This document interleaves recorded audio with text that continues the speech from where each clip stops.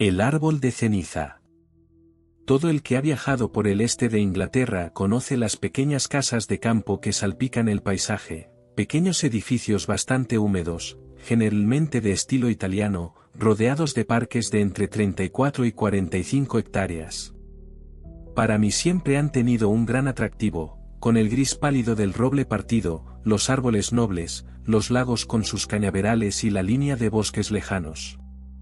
Luego, me gusta el pórtico con columnas, quizás pegado a una casa de ladrillo rojo de estilo Reina Ana que ha sido revestida de estuco para adaptarla al gusto griego de finales del siglo XVIII, el vestíbulo interior, que sube hasta el tejado, que siempre debe estar provisto de una galería y un pequeño órgano. También me gusta la biblioteca, donde se puede encontrar de todo, desde un salterio del siglo XIII hasta un libro en cuarto de Shakespeare. Me gustan los cuadros, por supuesto, y quizás sobre todo me gusta imaginar cómo era la vida en una casa así cuando se construyó por primera vez, y en los tiempos de prosperidad de los terratenientes, y no menos ahora, cuando, si el dinero no abunda tanto, el gusto es más variado y la vida igual de interesante. Me gustaría tener una de estas casas, y suficiente dinero para mantenerla y entretener a mis amigos en ella modestamente. Pero esto es una digresión. Tengo que contarles una curiosa serie de acontecimientos que ocurrieron en una casa como la que he tratado de describir. Se trata de Castringham Hall, en Suffolk. Creo que se han hecho muchas reformas en el edificio desde la época de mi historia, pero las características esenciales que he esbozado siguen ahí: pórtico italiano, casa blanca de planta cuadrada, más vieja por dentro que por fuera, parque con franja de bosque y un estanque. La única característica que distinguía a la casa de otras 20 ha desaparecido. Al mirarla desde el parque, se veía a la derecha un gran fresno viejo que crecía a media docena de metros de la pared y casi tocaba el edificio con sus ramas. Supongo que había estado allí desde que Castringham dejó de ser un lugar fortificado, y desde que se rellenaron los fosos y se construyó la casa de estilo isabelino. En cualquier caso, casi había alcanzado sus dimensiones completas en el año 1690. En ese año, el distrito en el que se encuentra el hall fue escenario de varios juicios de brujas. Creo que pasará mucho tiempo antes de que lleguemos a una estimación justa de la cantidad de razón sólida, si es que la hubo, que estaba en la raíz del miedo universal a las brujas en la antigüedad. Si las personas acusadas de este delito realmente imaginaban que poseían algún tipo de poder inusual o si tenían la voluntad, al menos, si no el poder, de hacer daño a sus vecinos, o si todas las confesiones, que son tantas, fueron extorsionadas por la mera crueldad de los cazadores de brujas, estas son preguntas que, me imagino, aún no se han resuelto. Y la presente narración me da que pensar. No puedo descartarla por completo como mera invención. El lector debe juzgar por sí mismo. Castringham aportó una víctima al auto de fe. Se llamaba la señora Motersole, y se diferenciaba de la corriente ordinaria de brujas del pueblo solo en que estaba en una posición más acomodada y con más influencia. Varios granjeros de buena reputación de la parroquia hicieron esfuerzos para salvarla. Hicieron todo lo posible por dar testimonio de su carácter y mostraron una considerable ansiedad ante el veredicto del jurado. Pero lo que parece haber sido fatal para la mujer fue el testimonio del entonces propietario de Castringham Hall, Sir Matthew Fell. Declaró haberla visto en 3 ocasiones diferentes desde su ventana, en la luna llena, recogiendo ramas del fresno cerca de mi casa. Ella se había subido a las ramas, vestida solo con su camisón, y estaba cortando pequeñas ramitas con un cuchillo peculiarmente curvado, y mientras lo hacía parecía estar hablando sola.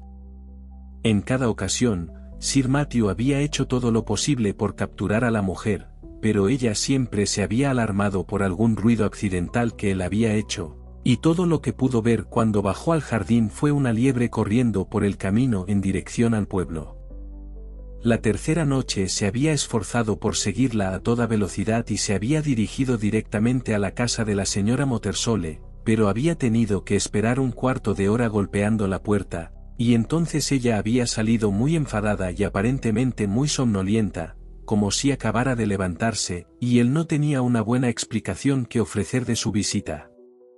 Principalmente por esta evidencia, aunque hubo muchas más de un tipo menos llamativo e inusual de otros feligreses, la señora Motersole fue declarada culpable y condenada a muerte.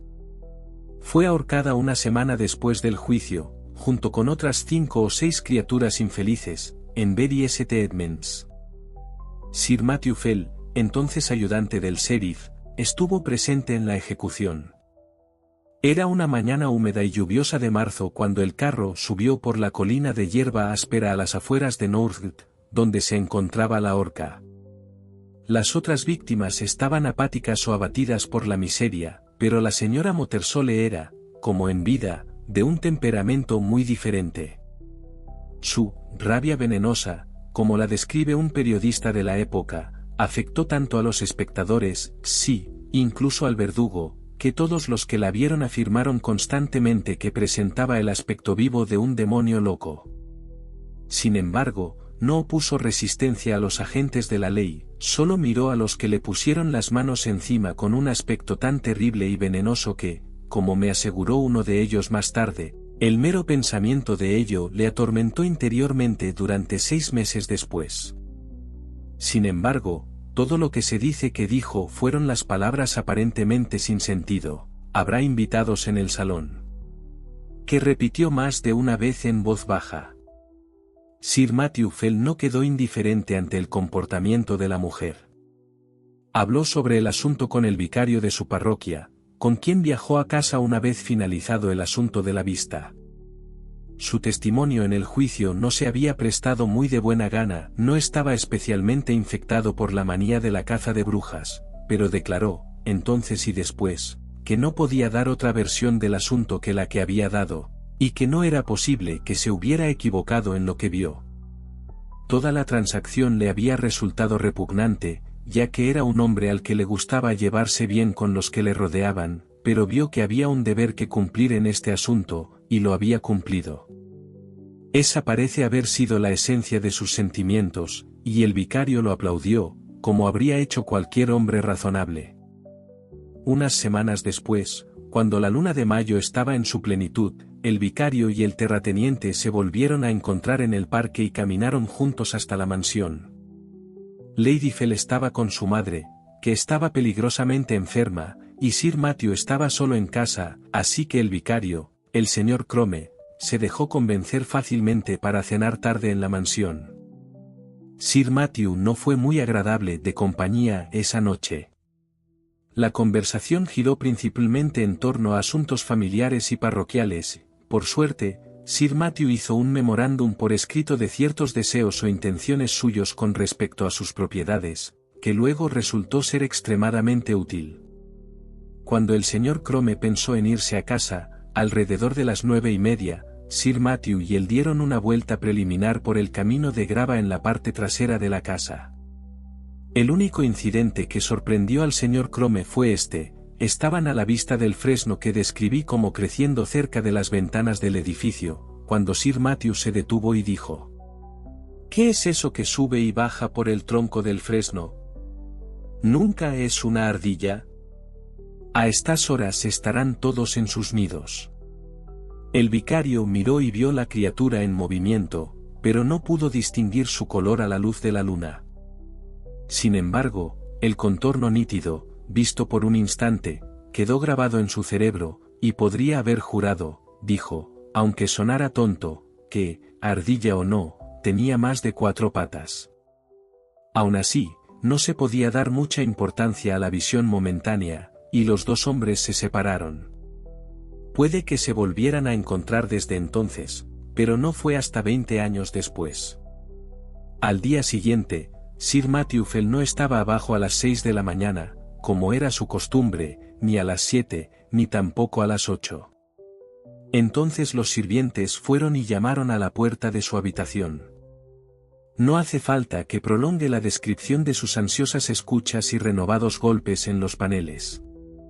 Al fin abrieron la puerta desde fuera y encontraron a su amo muerto y ennegrecido. Eso ya lo habéis adivinado. En ese momento no se apreciaban signos de violencia, pero la ventana estaba abierta. Uno de los hombres fue a buscar al párroco, y siguiendo sus instrucciones, cabalgó para avisar al juez de instrucción. El propio señor Crome se dirigió lo más rápido que pudo a la mansión y le mostraron la habitación donde yacía el muerto. Dejó algunas notas entre sus papeles que muestran cuán genuino era el respeto y el dolor que sentía por Sir Matthew, y también está este pasaje, que transcribo por la luz que arroja sobre el curso de los acontecimientos, y también sobre las creencias comunes de la época. No había ni el menor rastro de que se hubiera forzado la entrada a la cámara, pero la ventana estaba abierta, como mi pobre amigo siempre la tenía en esta época. Tomaba su bebida vespertina de cerveza pequeña en un recipiente de plata de aproximadamente una pinta, y esta noche no se la había bebido. Esta bebida fue examinada por el médico de Bury, un tal señor Hawkins, quien, sin embargo, como declaró posteriormente bajo juramento ante el juez de instrucción, no pudo descubrir que hubiera en ella ningún tipo de veneno. Porque, como era natural, en el gran hinchazón y negrura del cadáver, se habló entre los vecinos de veneno. El cuerpo estaba muy desordenado mientras yacía en la cama, retorcido de una manera tan extrema que daba una conjetura demasiado probable de que mi digno amigo y patrón había expirado con gran dolor y agonía. Y lo que aún no se ha explicado, y que para mí es el argumento de algún horrible y astuto designio de los autores de este bárbaro asesinato, fue que las mujeres a las que se les encomendó la tarea de preparar el cadáver y lavarlo, siendo ambas personas tristes y muy respetadas en su lúgubre profesión, acudieron a mí con un gran dolor y angustia tanto de mente como de cuerpo, diciendo, lo que se confirmó a primera vista, que tan pronto como tocaron el pecho del cadáver con sus manos desnudas, sintieron un dolor y un escozor más que ordinario en las palmas de las manos, que, junto con los antebrazos, se hincharon de forma desmesurada en poco tiempo, y el dolor continuó, de modo que, como se demostró después, durante muchas semanas se vieron obligados a dejar de ejercer su profesión y, sin embargo, no se veía ninguna marca en la piel. Al oír esto, llamé al médico, que aún estaba en la casa, e hicimos una prueba lo más cuidadosa posible con la ayuda de una pequeña lupa de cristal del estado de la piel en esta parte del cuerpo. Pero no pudimos detectar con el instrumento ninguna materia de importancia más allá de un par de pequeños pinchazos o punzadas, que entonces concluimos que eran las manchas por las que se pudo introducir el veneno, recordando ese anillo del Papa Bourgil, con otros especímenes conocidos del horrible arte de los envenenadores italianos de la última época. Hay mucho que decir de los síntomas observados en el cadáver. En cuanto a lo que debo añadir, es meramente mi propio experimento, y se dejará a la posteridad juzgar si hay algo de valor en él. Había sobre la mesa junto a la cama una Biblia de tamaño pequeño, en la que mi amigo, puntual como en asuntos de menor importancia, así en este más importante, solía leer una porción cada noche y al levantarse por primera vez. Y yo, tomándola, no sin dedicarle una lágrima que, del estudio de esta pobre advertencia, pasó ahora a la contemplación de su gran original, se me ocurrió, como en esos momentos de impotencia en los que somos propensos a aferrarnos a cualquier atisbo de luz que prometa claridad, probar esa antigua y por muchos considerada práctica supersticiosa de la extracción de la suerte, de la que se hablaba mucho ahora, en el caso de su difunta y sagrada majestad el bendito mártir rey Carlos y mi señor Falkland. Debo admitir que en mi juicio no se me brindó mucha ayuda, sin embargo, como la causa y el origen de estos terribles acontecimientos pueden ser investigados en el futuro, anoto los resultados, en caso de que se descubra que apuntaron al verdadero origen del daño con mayor rapidez que la mía. Hice, pues, 3 pruebas, abriendo el libro y colocando mi dedo sobre ciertas palabras, que dieron en la primera estas palabras, de Lucas 13. 7, cortadlo, en la segunda, Isaías 13. 20, nunca será habitada, y en el tercer experimento, Job 39. 30, sus crías también chupan sangre. Esto es todo lo que hay que citar de los papeles del señor Crome. Sir Matthew Fell fue debidamente enterrado y sepultado en la tierra, y su sermón fúnebre, predicado por el señor Crome el domingo siguiente, ha sido impreso bajo el título de El camino inescrutable, o El peligro de Inglaterra y las acciones maliciosas del anticristo, siendo la opinión del vicario, así como la más comúnmente sostenida en el vecindario, que el terrateniente fue víctima de un recrudecimiento de la conspiración papista. Su hijo, Sir Matthew II, heredó el título y las propiedades. Y así termina el primer acto de la tragedia de los Castringham. Cabe mencionar, aunque el hecho no es sorprendente, que el nuevo baronet no ocupó la habitación en la que había muerto su padre. De hecho, nadie durmió en ella, salvo algún visitante ocasional durante todo el tiempo que la ocupó. Murió en 1735, y no encuentro que nada en particular marcara su reinado, salvo una mortalidad curiosamente constante entre su ganado y el ganado en general, que mostró una tendencia a aumentar ligeramente con el paso del tiempo. Aquellos que estén interesados en los detalles encontrarán un recuento estadístico en una carta a la revista Gentleman's Magazine de 1772, que extrae los hechos de los propios documentos del baronet. Al final puso fin a la plaga con un recurso muy sencillo: encerrar a todas sus bestias en cobertizos por la noche y no tener ovejas en su parque. Se había dado cuenta de que nunca atacaban a nada que pasara la noche en el interior. Después de eso, el desorden se limitó a las aves silvestres y a las bestias de caza. Pero como no tenemos un buen recuento de los síntomas, y como la vigilancia durante toda la noche fue bastante improductiva para obtener alguna pista, no me detengo en lo que los granjeros de Suffolk llamaban la enfermedad de Castringham. El segundo Sir Matthew murió en 1735, como dije, y fue debidamente sucedido por su hijo, Sir Richard. Fue en su época cuando se construyó el gran banco familiar en el lado norte de la iglesia parroquial. Tan grandes eran las ideas del terrateniente que hubo que perturbar varias de las tumbas de ese lado profano del edificio para satisfacer sus exigencias. Entre ellas estaba la de la señora Motersole, cuya posición se conocía con precisión gracias a una nota en un plano de la iglesia y el patio, ambos hechos por el señor Crome. Se despertó un cierto interés en el pueblo cuando se supo que la famosa bruja, a la que algunos aún recordaban, iba a ser exhumada. Y la sorpresa, y de hecho la inquietud, fue muy grande cuando se descubrió que, aunque su ataúd estaba bastante sano y sin romper, no había ningún rastro en su interior de cuerpo, huesos o polvo. De hecho, es un fenómeno curioso, porque en el momento de su entierro no se soñaba con cosas como la resurrección, y es difícil concebir un motivo racional para robar un cuerpo que no sea para el uso de la sala de disección.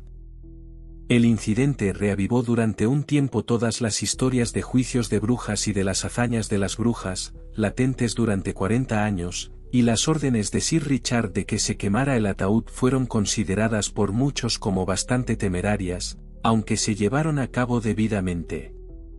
Sir Richard era un innovador pestilente, eso es seguro. Antes de su época, el hall había sido un hermoso bloque de ladrillo rojo, pero Sir Richard había viajado a Italia y se había contagiado del gusto italiano. Al tener más dinero que sus predecesores, decidió dejar un palacio italiano donde había encontrado una casa inglesa. Así que el estuco y el sillar enmascararon el ladrillo, se colocaron algunos mármoles romanos indiferentes en el vestíbulo de entrada y en los jardines, se erigió una reproducción del templo de la Sibila en Tívoli en la orilla opuesta del lago, y Castringham adquirió un aspecto completamente nuevo, debo decir, menos atractivo. Pero fue muy admirado y sirvió de modelo a muchos de los nobles vecinos en los años posteriores. Una mañana, era 1754, Sir Richard se despertó tras una noche de malestar. Había hecho viento y su chimenea había echado humo de forma persistente, pero hacía tanto frío que tenía que mantener el fuego. Además, algo había traqueteado tanto en la ventana que ningún hombre podía tener un momento de paz. Además, había la posibilidad de que llegaran varios invitados de posición a lo largo del día, que esperarían algún tipo de deporte, y las incursiones del moquillo, que continuaban entre su caza, habían sido últimamente tan graves que temía por su reputación como conservador de caza. Pero lo que realmente le afectaba más de cerca era el otro asunto de su noche de insomnio. Desde luego, no podía volver a dormir en esa habitación. Ese fue el tema principal de sus meditaciones durante el desayuno, y después de eso comenzó un examen sistemático de las habitaciones para ver cuál se ajustaba mejor a sus necesidades. Pasó mucho tiempo antes de que encontrara una. Esta tenía una ventana con orientación este y aquella con orientación norte, por esta puerta siempre pasarían los sirvientes, y no le gustaba el armazón de la cama de esa habitación. No, debía tener una habitación con vistas al oeste, para que el sol no lo despertara temprano, y debía estar alejada de las actividades de la casa. La ama de llaves estaba al final de sus recursos. Bueno, Sir Richard, dijo, usted sabe que solo hay una habitación así en la casa. ¿Cuál puede ser?, dijo Sir Richard. Y esa es la de Sir Matthew, la cámara oeste. Bueno, ponme ahí, porque ahí dormiré esta noche, dijo su amo. ¿Por dónde se entra? Por aquí, seguro, y se apresuró a salir. Oh, Sir Richard, pero nadie ha dormido ahí en 40 años. El aire apenas ha cambiado desde que Sir Matthew murió ahí. Así habló, y se alejó tras él. Vamos, abra la puerta, señora Chiddock. Al menos veré la habitación. Así que se abrió, y en efecto, el olor era muy fuerte y terroso. Sir Richard se acercó a la ventana, y impaciente, como era su costumbre, echó las contraventanas hacia atrás y abrió de golpe la ventana. Porque este extremo de la casa era uno que apenas se había tocado en las reformas, ya que estaba cubierto por el gran fresno, por lo demás, estaba oculto a la vista. Ventílelo, señora Chiddock, todo el día, y mueva mis muebles de cama por la tarde. Ponga al obispo de Kilmore en mi antigua habitación. Por favor, Sir Richard, dijo una nueva voz, interrumpiendo este discurso, ¿podría concederme el favor de una entrevista de un momento? Sir Richard se dio la vuelta y vio a un hombre de negro en la puerta, que hizo una reverencia. Debo pedirle indulgencia por esta intrusión, Sir Richard. Quizás apenas me recuerde. Mi nombre es William Crome, y mi abuelo fue vicario aquí en la época de su abuelo. Bueno, señor, dijo Sir Richard, el apellido Crome siempre es un pasaporte a Castringham. Me alegra renovar una amistad que ha durado 2 generaciones. ¿En qué puedo servirle? Porque su hora de visita, y si no me equivoco, su porte, demuestran que tiene prisa. Eso no es más que la verdad, señor. Estoy cabalgando de Norwich a Bury St. Edmunds con la prisa que puedo, y he pasado por aquí de camino para dejarle unos papeles que acabamos de encontrar al revisar lo que mi abuelo dejó a su muerte. Se cree que puede encontrar en ellos algunos asuntos de interés familiar.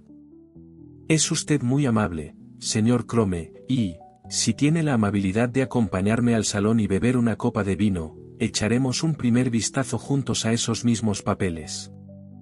Y usted, señora Chiddock, como le he dicho, ocúpese de airear esta habitación.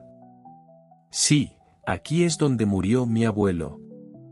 Sí, el árbol, tal vez, hace que el lugar sea un poco húmedo. No, no quiero escuchar nada más. No ponga pegas, se lo ruego. Tiene sus órdenes, vaya. ¿Me sigue, señor? Se dirigieron al estudio. El paquete que había traído el joven señor Crome acababa de convertirse en miembro de Clare Hall en Cambridge, debo decir, y posteriormente sacó una edición respetable de Polieno. Contenía, entre otras cosas, las notas que el viejo vicario había tomado con motivo de la muerte de Sir Matthew Fell.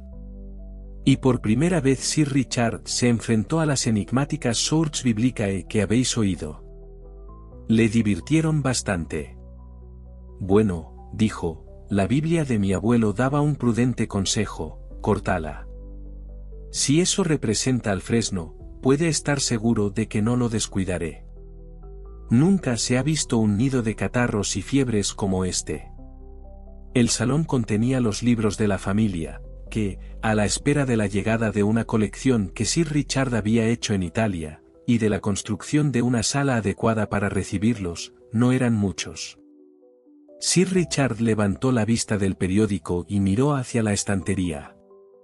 Me pregunto, dijo, si el viejo profeta ya está ahí. Me parece verlo. Cruzó la habitación y sacó una Biblia rechoncha que, efectivamente, llevaba en la guarda la inscripción, para Matthew Fell, de su amorosa madrina, Anne Aldous, 2 de septiembre de 1659. No estaría mal volver a ponerle a prueba, señor Crome. Apuesto a que conseguimos un par de nombres en las crónicas. ¿Qué tenemos aquí? Me buscarás por la mañana, y no estaré. Vaya, vaya. Tu abuelo habría hecho un buen augurio de eso, ¿eh? ¿No más profetas para mí? Todos están en un cuento. Y ahora, señor Crome, le estoy infinitamente agradecido por su paquete. Me temo que estará impaciente por continuar. Permítame otro vaso. Así que se separaron con ofertas de hospitalidad, que eran sinceras, porque Sir Richard tenía una buena opinión de la educación y los modales del joven. Por la tarde llegaron los invitados, el obispo de Kilmore, Lady Mary Hervey, Sir William Kentfield, etc. Cena a las 5, vino, cartas, cena y dispersión a la cama. A la mañana siguiente, Sir Richard no se siente inclinado a llevar su arma con el resto. Habla con el obispo de Kilmore. Este prelado, a diferencia de muchos de los obispos irlandeses de su época, había visitado su sede, de hecho, residido allí durante bastante tiempo.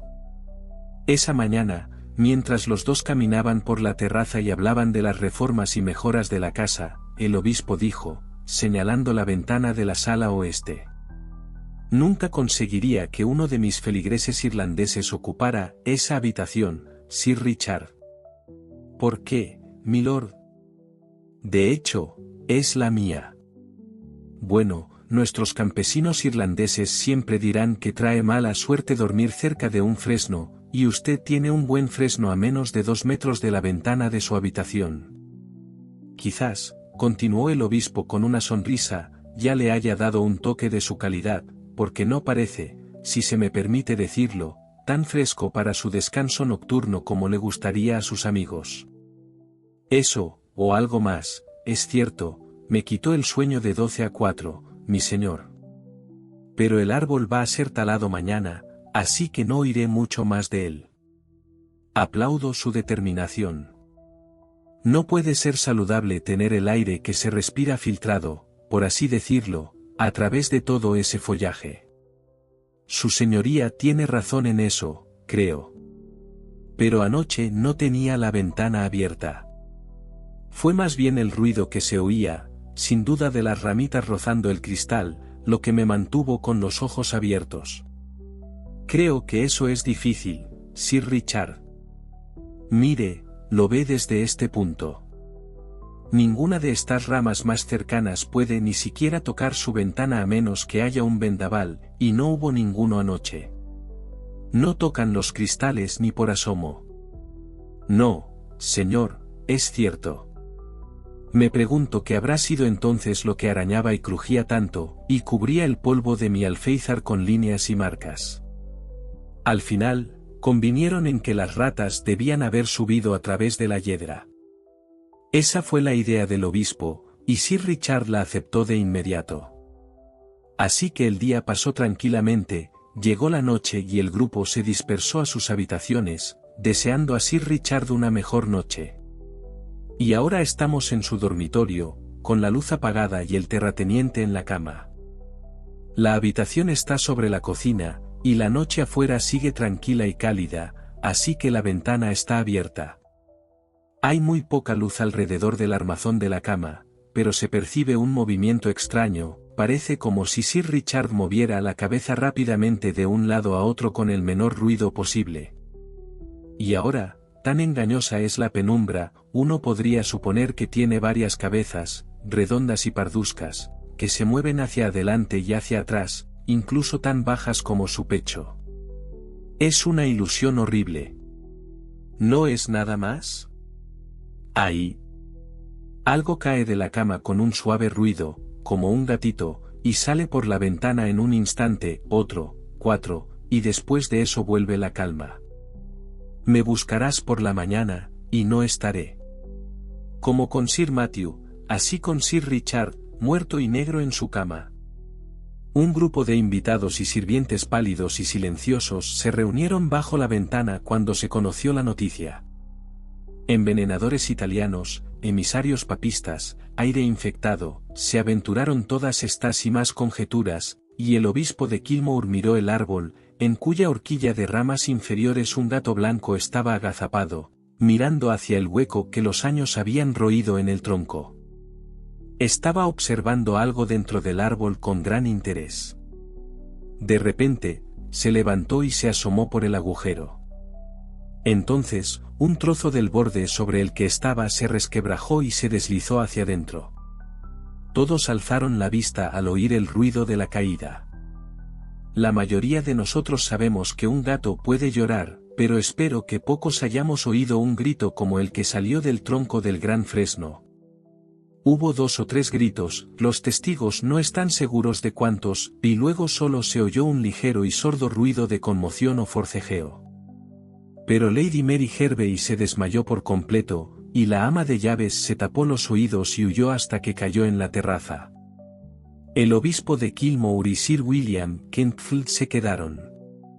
Sin embargo, incluso ellos se asustaron, aunque solo fue por el grito de un gato, y Sir William tragó saliva 1 o 2 veces antes de poder decir: «Hay algo más de lo que sabemos en ese árbol, mi señor. Estoy a favor de una búsqueda instantánea». Y así se acordó. Trajeron una escalera, y uno de los jardineros subió y, mirando hacia el hueco, no pudo detectar más que unos pocos indicios tenues de algo que se movía. Cogieron un farol y lo dejaron bajar con una cuerda. «Debemos llegar al fondo de esto. Lo juro por mi vida, milord, pero el secreto de estas terribles muertes está ahí». El jardinero volvió a subir con la linterna y la dejó caer con cuidado en el agujero. Vieron la luz amarilla sobre su rostro mientras se inclinaba, y vieron su rostro golpeado por un terror y un asco incrédulos antes de que gritara con una voz espantosa y cayera de la escalera, donde, afortunadamente, fue atrapado por 2 de los hombres, dejando caer la linterna dentro del árbol. Estaba desmayado y pasó un rato antes de que pudiera decir algo. Para entonces ya tenían otra cosa que mirar. La linterna debió de romperse por la parte de abajo, y la luz que contenía se prendió en las hojas secas y la basura que había allí, porque en pocos minutos empezó a salir un humo denso y luego llamas, y, en resumen, el árbol estaba en llamas. Los espectadores formaron un círculo a unos metros de distancia, y Sir William y el obispo enviaron hombres a buscar todas las armas y herramientas que pudieran, porque, claramente, lo que fuera que estuviera usando el árbol como guarida sería expulsado por el fuego. Y así fue. Primero, en la bifurcación, vieron aparecer muy de repente un cuerpo redondo cubierto de fuego, del tamaño de la cabeza de un hombre, que luego pareció derrumbarse y caer hacia atrás. Esto sucedió 5 o 6 veces, luego, una bola similar saltó por los aires y cayó sobre la hierba, donde quedó inmóvil después de un momento. El obispo se acercó todo lo que se atrevió y vio, lo que no eran sino los restos de una araña enorme, veteada y chamuscada. Y, a medida que el fuego ardía más abajo, empezaron a salir del tronco cuerpos más terribles como este, y se vio que estaban cubiertos de pelo grisáceo. Las cenizas ardieron todo ese día, y hasta que se hicieron añicos, los hombres permanecieron alrededor, y de vez en cuando mataban a las bestias cuando salían disparadas. Por fin hubo un largo intervalo en el que no apareció ninguna, y se acercaron con cautela y examinaron las raíces del árbol. Encontraron, dice el obispo de Kilmore, debajo de él un hueco redondeado en la tierra, donde había 2 o 3 cuerpos de estas criaturas que claramente habían sido asfixiadas por el humo, y, lo que me resulta más curioso, al lado de esta madriguera, contra la pared, estaba agazapado el esqueleto de un ser humano, con la piel seca sobre los huesos, con algunos restos de pelo negro, que fue declarado por quienes lo examinaron como sin duda el cuerpo de una mujer, y claramente muerto desde hacía 50 años.